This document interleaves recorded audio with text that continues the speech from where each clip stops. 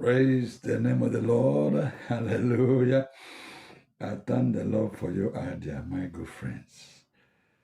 I thank the Lord because of you, idea, my lovers and friends. May good Lord bless you.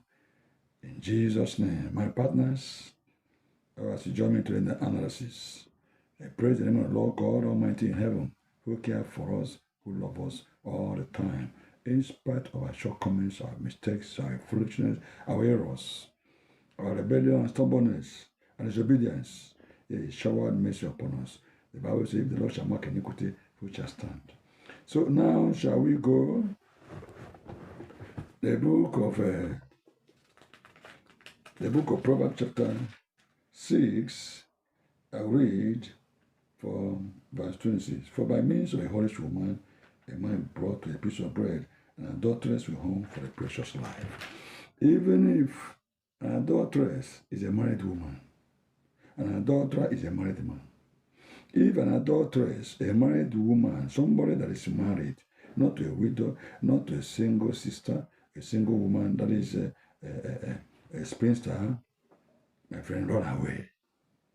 In fact, sometimes people say, oh, is it not that dirty thing, that unclean thing, that smelly thing? Yes, where it is unclean, where it is dirty, where it is smelling, is when you sleep with your man that is not your husband, and sleep with a woman that's not your wife.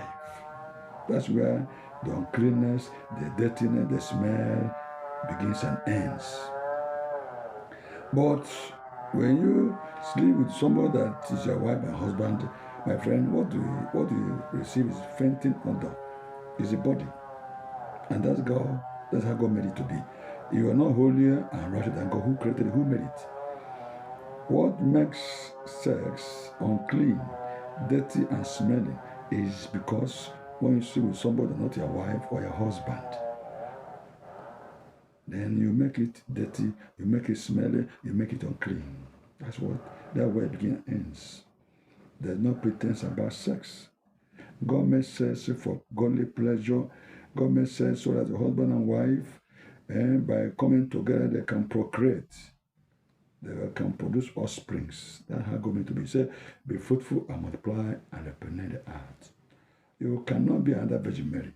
No woman can be under Virgin Mary. And this one that people are having baby mamas, husband with children, raising children without husband, having children without wife. The woman you call baby mama, they born children for you, my friend, is